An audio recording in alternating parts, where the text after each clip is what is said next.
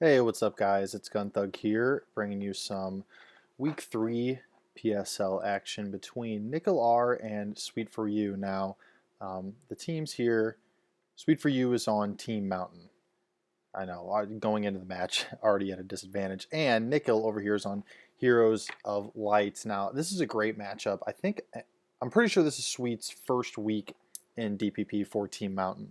It must have been tough for JJ to play Sweet in DPP because Sweet's a very good MMO player. I'm sure that's why he was, all too happy to draft him this year because he knows he can play several different tiers well. And so while you're losing Sweet in an MMO tier, I think this is a great move because I mentioned it last week when I was, commentating for Inaria and talking about Team Mountain. Is JJ knows just how important those showdown tiers are. So putting your best foot forward here is definitely a good option. And I know Sweet's a good player. I've faced Sweet on the DPP ladder on Showdown and got my ass kicked a couple times. So speaking of getting my ass kicked, on the other side we've got NikhilR, who famously would have had me beat last week but for a crit. So definitely a strong player here. I knew going into this it was going to be a great match. I have a confession. I haven't watched this replay since I watched it live a few days ago. So, my reactions going to be totally raw for this, guys. Like, you guys are getting just unfiltered gun thug reactions here. I have a calc pulled up if we need it. Maybe we won't need it. Yeah, I'm just flying by the seat of my pants. So let's get going. You can see right now we've got the lead situation already up. Tyranitar versus Dragonite.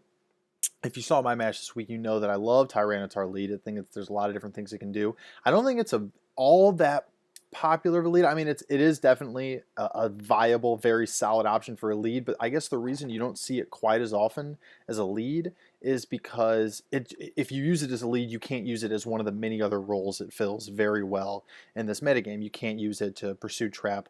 As a Scarf Pursuit Trapper, you can't use it as a Scarf Revenge Killer, can't use the Banded set elsewhere in the match. The Bulk is also useful otherwise, and you can't use it as a Dragon Dance Sweeper.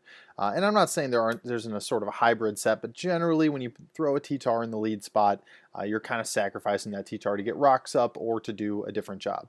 Just because of how common leads like Dragonite, Infernape, and Metagross are, Pokemon that beat Tyranitar as a lead. Now, T-Tar is a great counter to an Azelf lead, which I think we've seen a lot of so far in DPP. So, otherwise, I made my feelings known about Dragonite lead. This isn't, and we'll see, this isn't exactly the Dragonite set I would run as a lead, but I think it's a good, it's almost like a foil to the Mix Knight that we often see as a lead. And so he'll immediately actually be scared out here, which is interesting. I'm guessing maybe he thought there would be a sash on Tyranitar, so if he went for the superpower, all of a sudden he loses his Dragonite. So he's going to go ahead and switch out, but Nick clearly at this point is going to go ahead and reveal that he's not carrying sash, and he's worried about being outsped and one-hit KO'd.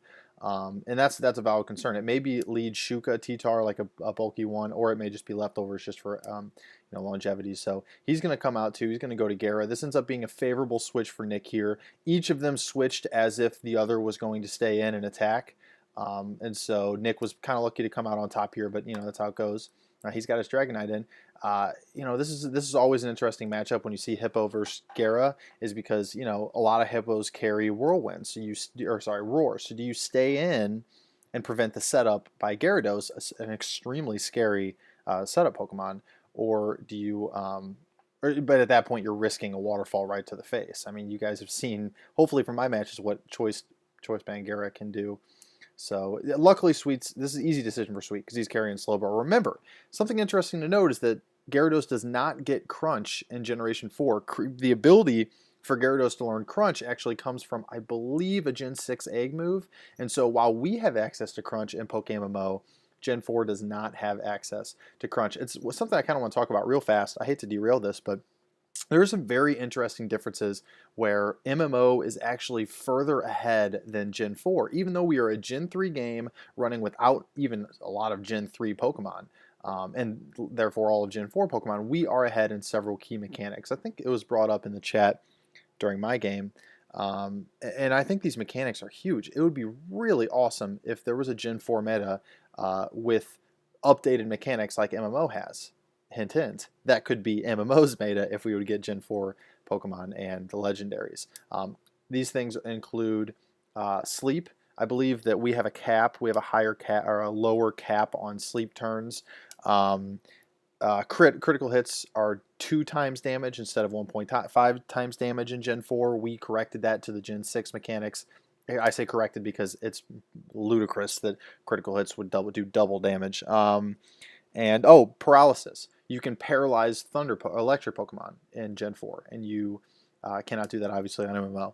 So it's just something interesting to take into account when you're watching these matches. Is every once in a while the mechanics are going to be just a little bit different than MMO, and it's something to take into account, when you're watching and when you're playing. And something that Nick, obviously, he knows, obviously, because he's running it. Something that Sweet, I'm sure, knows too, is that this Gyarados isn't going to be nearly as much of a threat to Slowbro as it would be in MMO because it cannot carry Crunch. Anyway, he's going to go for the Waterfall. I suppose maybe expecting the Roar, expecting the Phase, which is a decent assumption to make. He's going to go to T-Tar here. Always a little bit of a risk against Slowbro, but it is his lead T-Tar, and it is going to be carrying Lum. So that's a pretty solid switch. I mean, his goal with this Tyranitar is simply to get rocks up. He's got a free turn now where Slowbro is maybe going to be able to 2-hit KO it with a stab water move, but he's going to be able to get rocks up and maybe even fire off a strong dark attack on the Slowbro. And Slowbro's going to go for the Para.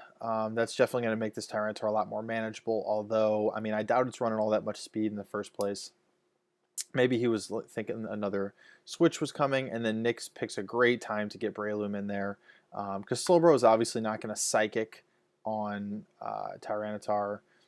It may have Parrot again if it didn't think T-Tar would stay in, but I think that's definitely a stretch to think a Tyranitar is not going to stay in on Slowbro when it has that stab crunch or maybe pursuit to hit it with. So that's a reasonable play by Sweet and a good play by Nick to get Breloom in. My worry here would be that I don't think that your standard Breloom is going to beat a defensive Slowbro with Seed Bomb. He very well could end up, I mean, obviously he can throw down a Spore, so disregard that. He's going to get that Spore up here. Slowbro likely stayed in and either Ice Beamed or Psychicked. It's tough to carry dual stab coverage on Slowbro in this meta when you really need him to be checking things like Dragonite and Flygon. So I think most Slowbro are probably going to carry either Surf Ice Beam, Psychic, something along those lines. We already saw Surf, so I'm guessing he's carrying Psychic or Ice Beam. But at this point, he's just going to use that Slowbro to soak up this sleep. And we're hoping that Sweet has another answer for, I know Sweet's hoping he has another answer for Breloom. Nick's going to throw the sub up, so we know the set is almost guaranteed to be Spore, Sub, Seed Bomb, Focus Punch. Seed Bomb, you have to carry on Breloom, otherwise it can't get past things it should get past, like Swampert, and Spore's the other one. So those two other moves are always interesting to note. Sometimes they carry Sub. If they're carrying Sub, they're carrying Focus Punch. Sometimes they want to fit Mach Punch on there. So if you're carrying Mach Punch, that fourth move set, could be Focus Punch, could be Superpower if you don't want to get walled by things like Blissey when you can't get a sub down. It's really interesting. The versatility on Breloom, even though its move pool isn't what I'd call fantastic, it definitely has some different sets, and they're sets you have to take into account differently for. So Dragonite's going to come in here. It's going to be able to eat a Focus Punch not all that well, and it's going to drop an Extreme Speed. We don't see the Life Orb tick, which means it's not Mixed Knight, and it's going to go down to the crit here. I wonder how much damage that would have done. Why don't we? Well, it'd be tough because we just don't know how much HP investment this Dragonite's going to have. My guess is that Focus Punch would have done. It did 70. It probably does about 50 to 55% damage. I mean, that's what's amazing about Breloom is that it just, even if you switch something in that resists like a Dragonite with Rocks Up or a Zapdos or something like that, if you come in behind a sub, there's a pretty good chance that Breloom's going to drop you anyways, especially Zapdos who might try to Roost Up. Now this, I'm guessing it must have been Choice Band Dragonite, which, because it didn't have the Life Orb tick. Excuse me. So, I don't know if I like the lead Choice Band Dragonite, but we didn't get to see its full potential there. It would have been very interesting if it had lived that Focus Punch, because even though that Sandstorm tick would have taken it down pretty quickly, that Choice Band Extreme Speed would have come very close to killing Breloom from this range, and it makes a nightmare of a switch. Now, Nick probably could have gone to Tyranitar there and predicted it, but you hate to see a poke drop because of a crit, especially at these ×2 crits. Sweet's going to go to Heatran there, which is usually safely going to outspeed and kill Breloom. We don't know. The nice thing about coming in with Heatran, oops, didn't mean to do that. Nice thing about coming in with Heatran against something that it's fat that it outspeeds is you don't have to reveal your set. I mean, there's a lot of different things Heatran could be carrying as its item that don't necessarily reveal themselves after the turn. You know, not every Heatran carries leftovers. Even bulky Heatran sometimes carry Shuka or Expert Belt, something along those lines. So I like coming in against something that you're faster than. You can drop a Fire Blast and you don't have to reveal exactly what your set is, because obviously if you know he's running Scarfed Heatran, it makes it a lot easier to handle later in the match. But he's got this 100% bona fide switch in for T-Tar, which Nick knows, and Nick makes that's a great play there. That's a great pivot. I mean, I don't think there's any way, unless even if that's not Scarfed Heatran and he's free to switch to Earth Power. Earth Power doesn't do all that much to Tyranitar, especially not bulky Tyranitar, especially not in the sand. So I think that was a good opportunity. You know he's more than likely going to go to Hippo because his only other one he'd shown is Slowbro, and he doesn't want to risk losing his Heatran that easily. So that's a pretty, good chance that Sweet's going to switch. Great play by Nick to get Gyarados in there, and he's going to threat this Hippo he might go for Dragon Dance, or he may stay in Waterfall. Let's see what he does. He's going to taunt it. Okay. I guess that's for Hippo. That makes it interesting earlier why he waterfalled on Hippo. And I think he ended up catching Slowbro on the switch. Obviously, it wouldn't, even if he had Dragon Dance, I don't think he stays in against Slowbro. But he could have taunted it. I don't know. Sometimes Slowbro carry HP Electric. I just wonder why he didn't taunt on Hippo earlier when it was Hippo versus Gara. Because if he catches Slowbro on the switch with that taunt, he's going to have a much easier time switching something in without worrying about taking a Thunder Wave. And he can put damage down without worrying about slack off. So I'm a little puzzled why he didn't reveal Taunt earlier. Obviously, Taunt's not going to have an effect on Starmie. He's going to pivot out to Swampert here. There goes Rocks. I mean, he's still got Tyranitar at about 80% health, but paralyzed. So no guarantee he gets a move up, and gets those Rocks back up. We see probably a relatively specially invested Starmie, for about 44% to Swampert. This looks like your pretty standard Swampert. It's not quite going to 3-hit KO, though, and so I think Swampert's going to win this battle, although if the Starmie's carry and recover, it's going to be able to... Oh, and the taunt just wore off, so now... Yeah, I mean, I guess the taunt did prevent the Starmie from recovering until that point, but we get a nice little Earthquake recover here. Every time Starmie recovers, it might be keeping itself alive a little longer, but Swampert's getting those leftover ticks back to where it's probably not... It's probably going to be 2-hit KO'd. Nick's going to take the opportunity to switch in Zapdos and, probably threaten the Starmie out. Some things puzzle me a little bit about the rest of this match when it comes to Sweet. Where does he go here on that? He goes to Tyranitar. So that's interesting. I mean, I certainly don't think Nick was trying to coax out a Tyranitar by bringing in Zapdos. Zapdos certainly has other switches on Sweet's team. I think he was certainly expecting Hippo. If he had gone Heatran, which is a semi-common answer to Zapdos, semi-common check, at least, maybe not a counter. If he had gone Heatran, he might have been in trouble going to Breloom. But clearly he was trying to catch the Hippo. I personally, watching this, was thinking to myself, like, why aren't you going to Hippo on Zapdos? I mean, I think we ran the calcs last week that, even your modest Life Orb Zapdos is barely going to 2-hit KO Hippo with Hidden Power. And if you can't 2-hit KO Hippo, you can't kill it because it can slack off the damage. So I don't think that's modest. I'm pretty sure this ends up being Timid Life Orb Zapdos, or even like a bulkier Zapdos. So I'm puzzling that Sweet didn't switch in Hippo there.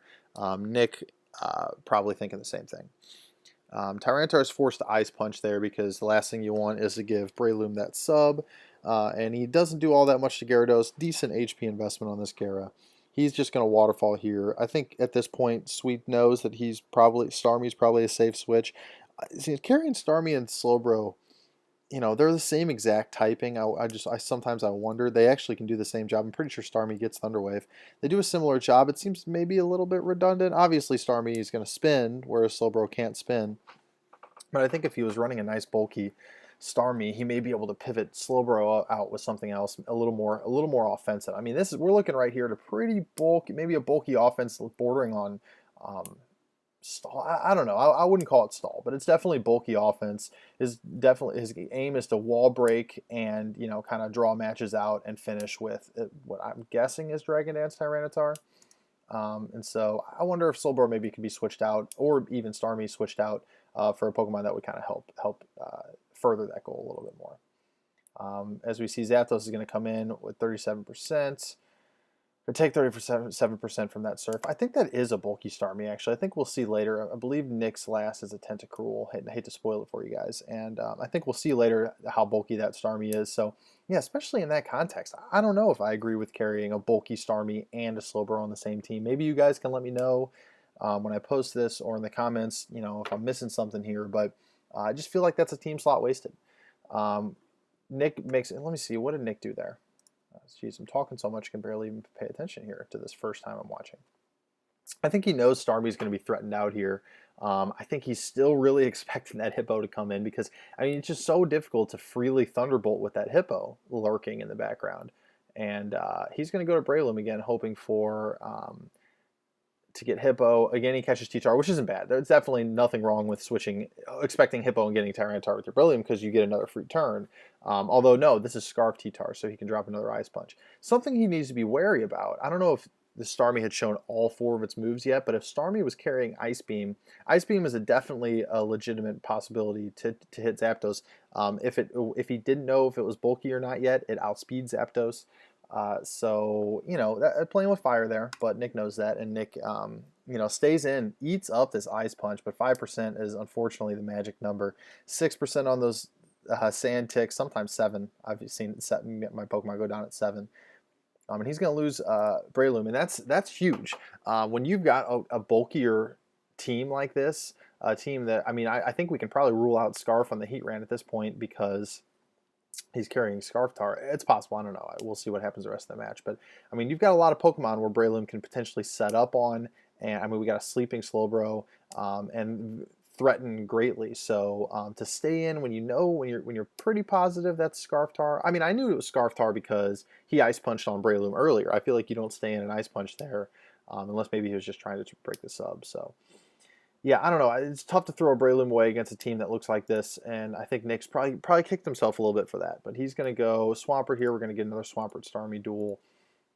He's going to get valuable leftovers recovery back on that Swampert. That Swampert is now his real strong answer against Tar, which took a hefty amount of damage from that Seed Bomb. So we got the Starmie Zapdos thing again. Now finally we're going to see Hippo come in on the Zapdos. Maybe a bulkier set. Although it's carrying lefties, so it's not even it's gonna come close to maybe 3-hit KOing Hippo there. This is a good play here. He knows he's not going to risk the Earthquake on Zapdos, knowing the rest of his team isn't exactly hurt too bad by Earthquake. So he's going to take that opportunity to lay rocks. Tenna's going to come in here. Strange choice here. I think I played Nick before the match, and I expressed to him that I just didn't know if Tenna fit on this team. Toxic Spikes don't really bother this team. Breloom doesn't care about Toxic Spikes. Your lead Tyranitar doesn't really care about Toxic Spikes because odds are it's going to be gone once it sets rocks up. Obviously, they don't care about Toxic. So basically, Toxic Spikes are worrying to Swampert a little bit. I know it's an interesting Swampert set, but even so, does that necessitate running a Tentacruel? Toxic Spikes too, are any of his Pokemon really, does it make sweeping easier? That's what you have to, because there's risk reward to running every Pokemon, and I think Tentacruel is no exception to that. You have to ask yourself, does it further the goal of your team? Is it furthered by running this Pokemon? And the goal of his team, presumably, is to wall break with Breloom, wall stuff with Swampert. I know his Swampert's an interesting set. I don't want to reveal exactly what kind of set the Swampert is in case he wants to use it again this year, but it has its purpose. You got Tar to lay down rocks and scare out leads like a Zelf. You got Setup and Gyarados. You got a strong special attacker that can take down bulky Waters and Zapdos that'll pave the way for Gyarados. I just think maybe just one more Pokemon back here in the tank. Maybe, I don't know, maybe a Lucario or something along those lines would have helped Nick out here. But maybe I just said that as an excuse to drop the dog's name. Who knows? So let's go back into it. Let's see. We've got Tentacruel staying in on Starmie here. Not terrible damage. That's a bulky Starmie, so we know Tenna's rocking maybe a little bit of special attack investment. And he's going to use this opportunity to rapid spin the rocks away. And see, I mean, so that's either a testament to how unbelievably bulky Tentacruel is, and we know that Tentacruel has fantastic special bulk, or how bulky the Starmie is, and I think it's that one. So Starmie's gonna get off a Thunderbolt against Zapdos. Something you always got, and this, I mentioned it earlier, I'll mention it again. It's something I don't like about this generation is you have to be wary about switching an electric type into an electric type move, lest you get paralyzed. And I think that's ridiculous that you can paralyze an electric Pokemon. You know, Game Freak finally got it right in the later gens. I wish all the old gens would adapt to that. But I mean, if you go back and change one thing about an old gen, what's to stop you from just changing everything, right? And I think that's the slow, drawn-out process we're all suffering through in PokeMMO. So, all right, so we got our Starmie Zapdos. As you notice, I mean, this has been going on for a pretty decent amount of time. We still got 5-5. This is turn, I'm not exactly sure what turn this is. Oh, turn 34. Yeah, I was like, well, I don't think it shows it anywhere. Right up here in big block letters. So this match is drawn out there. I feel like the majority of our matches this season have been longer matches, or sorry, shorter matches. A lot of offense, not so much stall. You know, it's nice to see a game like this where two people are really carrying a bulkier offensive teams, but playing each other to a draw. I mean, we're seeing the abilities of both of these battlers come out during this match, and I think that's fantastic. Sweet's going to bring Hippo back in. Tyranitar is going to get late rocks up. I mean, dude, you know, with how important rocks are in this game, I mean, even though Sweet's team isn't necessarily like damaged all that much by rocks, we got one Pokemon that resists rocks, and everyone else takes neutral damage from rocks. You know, it's not like Sweet's need to get rocks down, which is really going to help against things like Zapdos and Gyarados. So, you know, but it's always nice to get rocks up. Like, it's never too late to throw rocks down on the field. That's not necessarily true. When they have one Pokemon left, it is too late to throw rocks up onto the field. But, you know, I think that with 5-on-5, you know, that's the nice thing about Lead T-Tar is that it does have a little bit of longevity, even though it took a para earlier. It's got some staying power. If you don't have a spin blocker, which Nick doesn't, then it's nice to have a lead or a rock setter that can continuously set up rocks as they're spun off. So he's going to take this opportunity before those rocks go up on his side to get Gyarados in there and threaten Hippo once again. The same song and dance over and over. I mean, it's nice for Sweet to have two answers to Dragon Dance Gyarados. But man, I tell you, Starmie's not going to like the damage on this Earthquake here if it gets it. Let's see what happens. He's going to bounce up. Okay. So he's going to take that Thunderbolt on the way down. The problem is that this bounce, you know, the accuracy is kind of shaky, and I don't think it's going to kill bulky Starmie. Man, it's close though. Right down to that 5 range. Yeah. So again, that's the 5% is like the worst possible thing you can see on your Pokemon in Sandstorm, unless you're obviously carrying a Steel, Rock, or Ground type. But you know, got the job done there. You know, Gyarados is obviously he would like to sweep, especially at +1. He would prefer to sweep, but it's nice to see when it can get its job done and take out one of the Pokemon standing in the way of perhaps something else on his team. So he takes out the Starmie, kind of a tit for tat there, and we still got 4-on-4 here. Heatran's going to come in against Swampert. We still don't know what set this Heatran's running. I guessed that it wasn't Scarf earlier, and now we know what set it's running. What's funny is that Zebra actually calls this. Now, this is something I've only ever seen in later gens. The Power Herb Solar Beam. Obviously, Power Herb you probably know from, if you've ever watched VGC, you know that Xerneas, or played randoms, Xerneas often carries Power Herb because it gets rid of that one-turn wait on Geomancy, but other Pokemon can use it too. Lead Aerodactyl has an interesting use for Power Herb where it can run Sky Attack to one-hit KO Lead Machamp. Drops Breloom. You know, it's just a fantastic stab flying move if you can get it off in one turn. It has to sacrifice the sash to do it, but Power Herb's definitely a viable item, and in this case, it allows this Heatran to not only bluff a choice set, but drop a very powerful Solar Beam once a match without worrying about low damage. Like, HP Grass just isn't fantastic damage. Oftentimes, HP Grass won't kill Swampert, so that was fantastic play by Sweet. Definitely unexpected for Nick, and his Swampert's going to go bye-bye. So Tentacruel comes in. Tran can hit it with an Earth Power. It's going to take... What's funny is, you know, Heatran's bulky enough specially to where it can take a super effective water move. You don't even have to run Pasha, which I've done before. Heatran's got fantastic special bulk. In fact, let's go ahead and pull the calc up here just to see exactly what was going on with that particular situation. I'm going to go Life Orb, and I'm going to drop the Life Orb because I think that was probably a full attacking set on Heatran. And let's go Tentacruel, not Tentacool. Tentacruel, let's call it support, even though I guessed earlier that he probably has some special attack investment based on the damage to Starmie. So even, I mean, that's with very little, if any, investment on Heatran. You're only doing about 50 to 59% damage, and I think at that point he did about 50. What was he at? Oh, 69%. So that's what, like I said, I think he did have some special attack investments. Something around this range. But regardless, Heatran's going to be able to take that a lot of times. This time it does with 1 health, and it's able to get that Earth Power off and kill Tentacruel. So nice job by Heatran there. Just showing right there. I mean, we were 4-4. We were 5-5 here. Went down to 4-4, and Heatran with 2 strokes of the wrist discards 2 of Nick's pokes. That's just fantastic work from the lovely Lava Monster. And now we got a 3-2 situation. Sweet definitely in the lead here. He knows he's got Scarf Tar, which is going to outspeed both of Nick's pokes. And he's going to go ahead and sweep up here with Stone Edge. So, you know, fantastic match. It came down to the wire. Ooh, Stone Edge missed here. What happened here at the end? Another miss. Man, that's just what Stone Edge did. Oh, okay, so just 2 free turns here. No big deal. Tyranitar is going to be taken down to 5%. Doesn't really matter. I mean, he's outsped by Hippo and Slowbro while he's paralyzed. So, anyways, that's going to wrap it up for this match. Another great win. Nick at 0-3 now definitely does not deserve it. Should be 1-2, but for a crit from my Jirachi. And he's played some really good matches. Maybe not his best performance in Week 1 against Krieger. But he's played some great matches. Definitely shouldn't feel bad about being 0-3. And you know, there's a lot of season left. I know Heroes has been strong this year, so probably playoffs on the horizon for him. Sweet with a fantastic performance. If there was any doubt left in JJ's mind, there shouldn't be any more as to who his DPP player should be the rest of the season. I personally am not looking. Oh, we played Mountain in Week 1, so I don't have to. Whew, so I don't have to play Sweet, but anyone who does, you know, you're going to be going up against a very fundamentally sound player, albeit with a particular attachment to Psychic Waters. So, anyways, that's going to do it for this commentary. Hopefully, I will get out another one. I don't know if I'm going to do my match for Spain. Like I said, I'm not a huge fan of doing my own commentary, but I do think I played well in that match, and I think that there's some things I could talk about. So I may do that one, or I might do. I think there was what's Riga versus.